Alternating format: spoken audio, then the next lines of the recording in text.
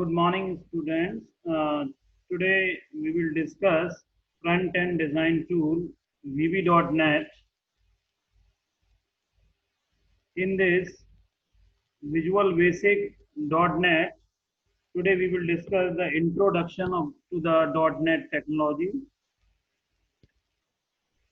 The list of topics to be covered in this are: what is .NET, what is .NET technology, what are the .NET framework objectives, and what actually is .NET framework is. So let's start. First of all, we will see what is .NET. .NET is a framework. Microsoft announced the .NET initiative in July 2000. Earlier, when Java has come into the picture, Java has given this technology, that is the platform independence. Earlier, no organization have provided the platform independence technology, but the Java has provided the platform independence technology. So, with the taking the advantage of this Java, that Microsoft has also started work in this directions, and Microsoft has built up this Microsoft.NET. So Microsoft.NET is a framework which provides a common platform to execute or run the applications developed in various programming languages. So we will have to, see this thing very importantly, that there are many languages for which this Microsoft has developed .NET framework.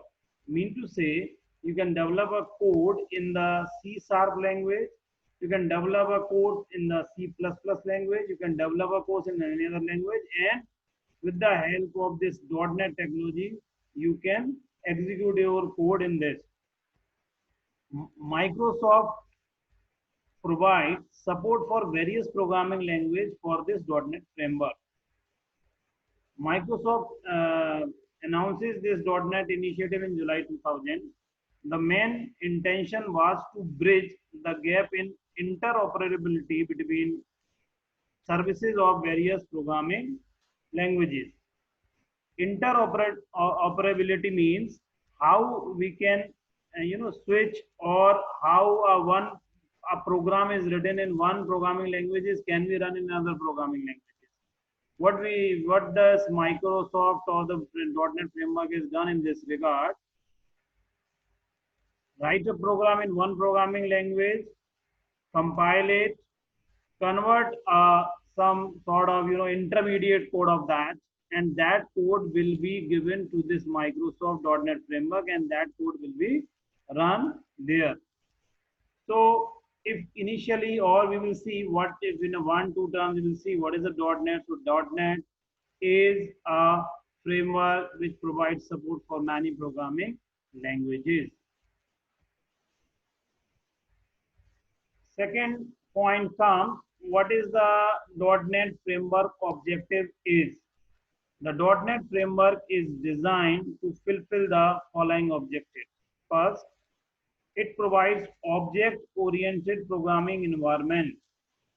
.NET, earlier in the Visual Basics, we have seen that it is based on the object-based language rather than object-oriented programming language. But .NET has given the object-oriented programming environment. Since object-oriented programming environment is the need of the time, and object-oriented programming is deal with the real-world programming environment, so that is why this object-oriented environment is the need of the time, and .NET framework provides the object-oriented programming environment.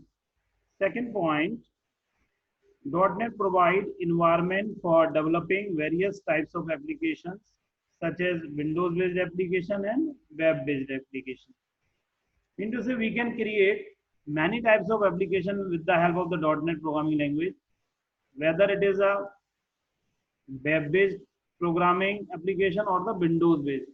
Windows-based programming applications which are running on this this laptop, desktop, or single machines, and web-based applications which are running on the web. So both types of program you can create with the help of this .NET framework. To ensure that code based on the .NET framework can integrate with any other code. There is also one feature or one flexibility is given with the help of the .NET framework, that it can integrate with any other code. It can also integrate with any other code. So these are some of the .NET framework objectives. Now we will see how this .NET framework looks like. Suppose here you are saying there's some of the, in the topmost layer, you will see the some of the languages like VB, C++, C Sharp, JavaScript, and many other languages may also there. So these languages are there. After that, a common language specification means to say these languages will be compiled with the help of our own common language specifications. They will be converted into some code, or you can say the intermediate code. In the .NET framework, large scale we will see in the first layer we are seeing some languages. In the second layer we will see a common language specification will be there. Now you will see that there are three sort of things. ASP.NET for making a web-based application. If you want to make web-based application, you will have to use this ASP.NET.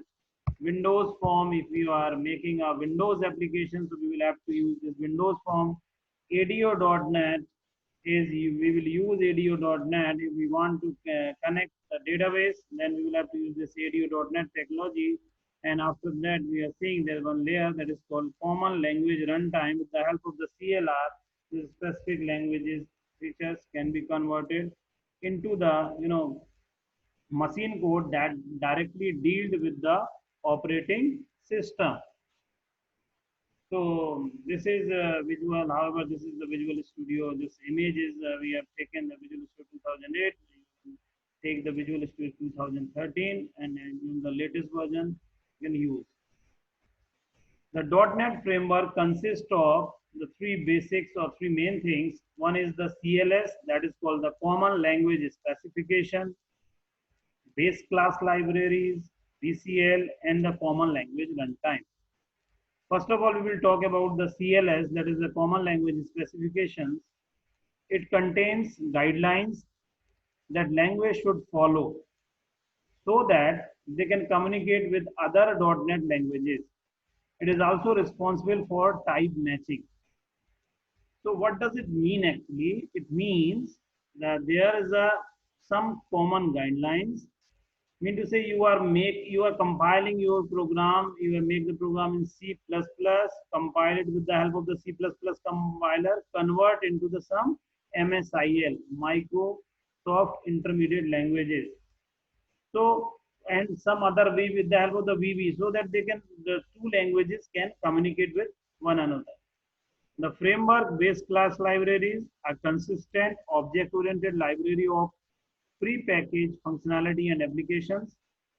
Third one is the Common Language Runtime, a language neutral development and execution environment. This is very important point.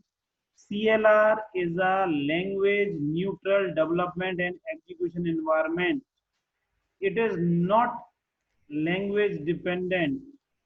With the help of the CLS, you will convert your source program into the Microsoft Intermediate Language program, and that Microsoft Intermediate Language is accepted with this CLR and converted into the machine language code. So that is, this is the main point we will have to, understood that CLR is a language neutral development and execution environment. The CLS Common Language Specification performs the following functions. It establishes a framework that helps enable cross-language integration. CLS helps to enable cross-language integration, type safety, and high-performance code execution. It also provides an object-oriented model that supports the complete implementation of many programming languages. It defines rules that languages must follow which helps ensures that objects written in different languages can interact with each other. So with the help of the CLS, it is make sure that these two languages or some many languages can interact with each other. So when they will interact with each other, it is seen that it is ensured that the objects written in different languages can interact with each other. So it will be done with the help of the CLS, that is the common language.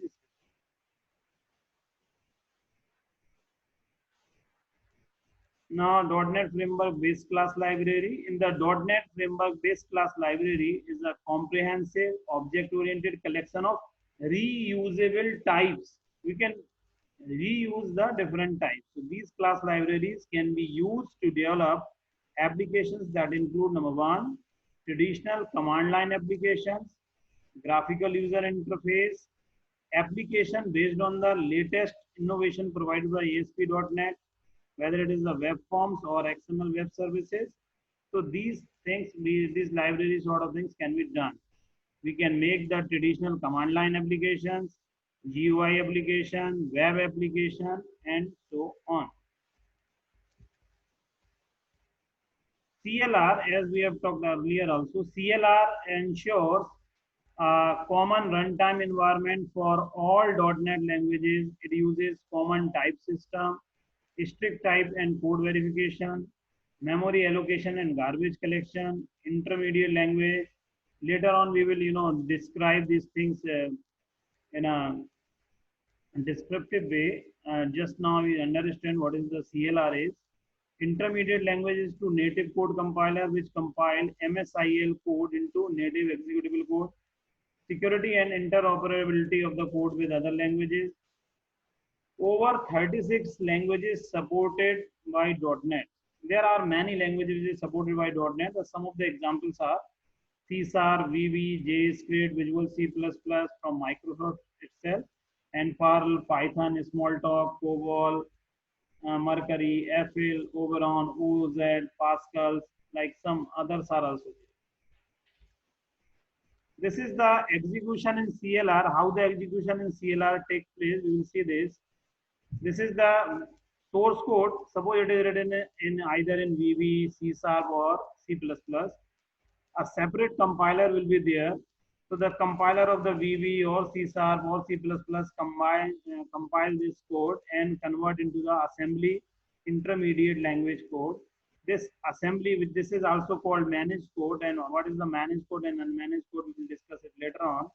This is assembly intermediate code goes to the CLR, that is the common language runtime.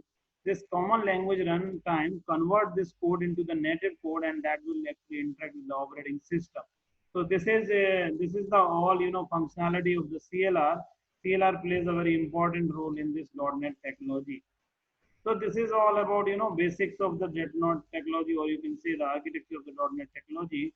In the next lecture, we will see what is the two-tier and the three-tier client server model, and what are the features of the .NET and advantage of the .NET. We will discuss in the next lecture. Thank you, students. So here now I will stop, and okay, thank you.